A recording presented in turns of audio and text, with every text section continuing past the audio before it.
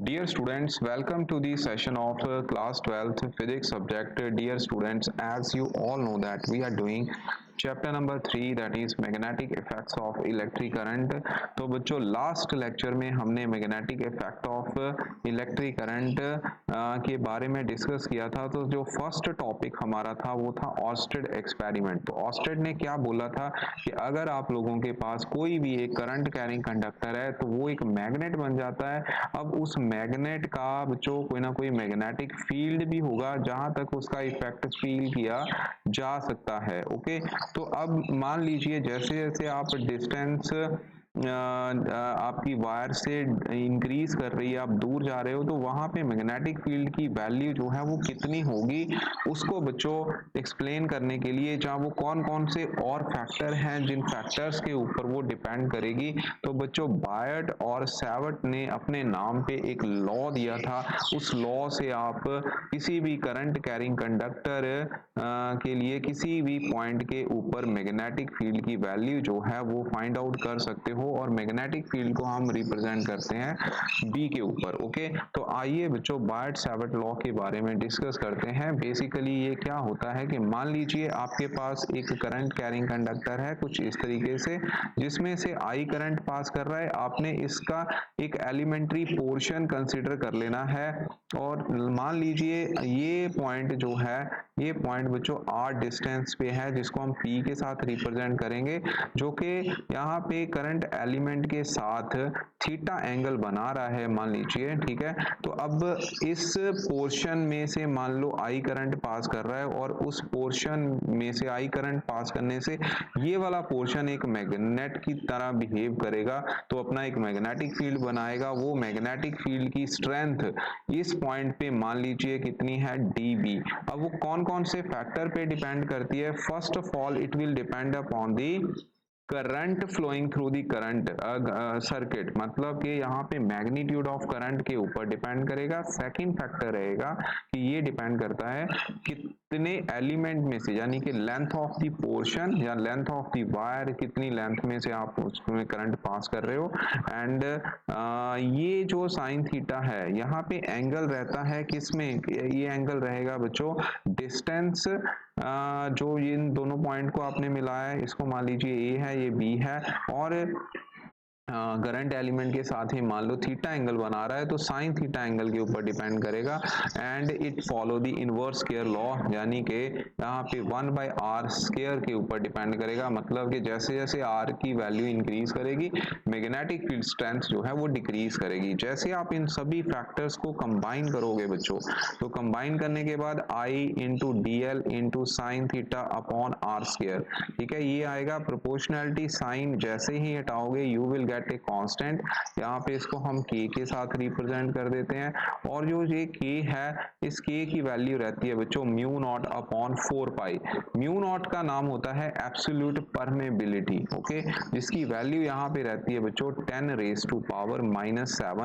Okay, unit इसके आएंगे Tesla पर एम्पियर मीटर। ठीक है, मैं साथ में आपको दिखा देता हूँ ये जो इसकी मतलब कि जो फार्मूला आएगा। ठीक है, ये आप अगर पेपर में लिखना चाहो तो आप इस तरीके से इसको पूरा एक्सप्लेन करोगे। साथ में ये कंडक्टर जो मैंने डायग्राम बनाई है वो साथ आपने डायग्राम बना देनी है।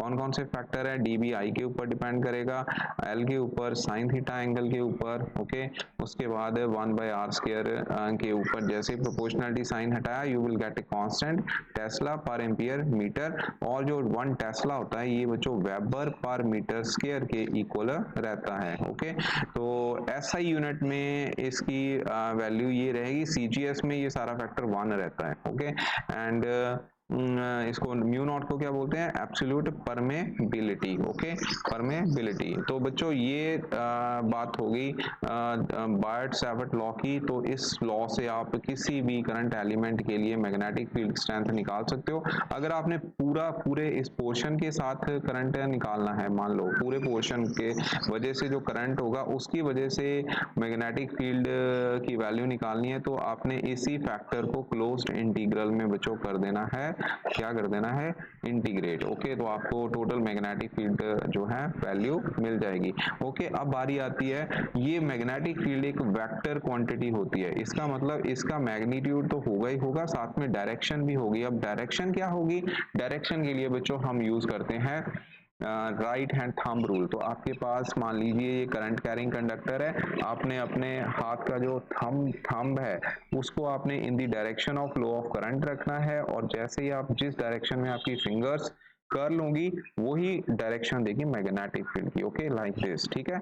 तो इसका मतलब अगर यहाँ पे मैग्नेटिक फील्ड कुछ इस तरीके से प्रोड्यूस हुआ है तो उस मैग्नेटिक फील्ड की वैल्यू जो है ये वाले पॉइंट पे वो क्या होगी बच्चों, इनवर्ड डायरेक्शन में, इस तरीके से, ठीक है, अंदर को। ओके, क्योंकि करंट कैसे फ्लो कर रहा है ऊपर को, तो फिंगर आपकी कैसे कर्ल करेंगी, इस तरीके से, ठीक है।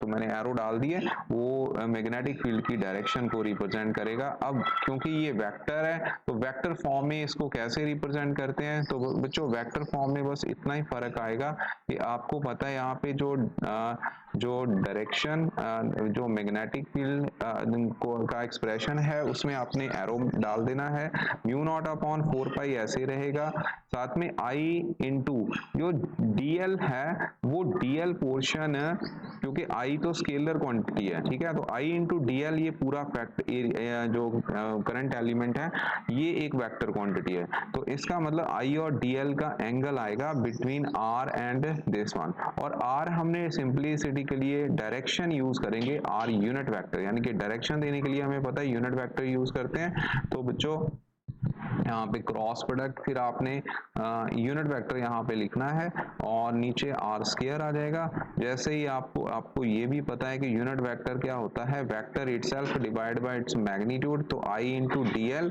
नीचे क्या आ जाएगा बच्चों, R vector divide by its magnitude. So ये फार्मूला बच्चों रहेगा बायट-सावर्ट लॉ के अकॉर्डिंग मैग्नेटिक फील्ड का किसी भी करंट कैरिंग कंडक्टर के कारण। ओके, तो कौन कौन से फैक्टर हो गए, ये एंगल पे डिपेंड कर गया, डीएल पोर्शन पे डिपेंड करा, करंट के ऊपर डिपेंड करा, and it follow the inverse के लॉ। ओके, सो ऐसा ही सीजीएस यूनिट में इसकी वैल्यू जो 1 रहती है।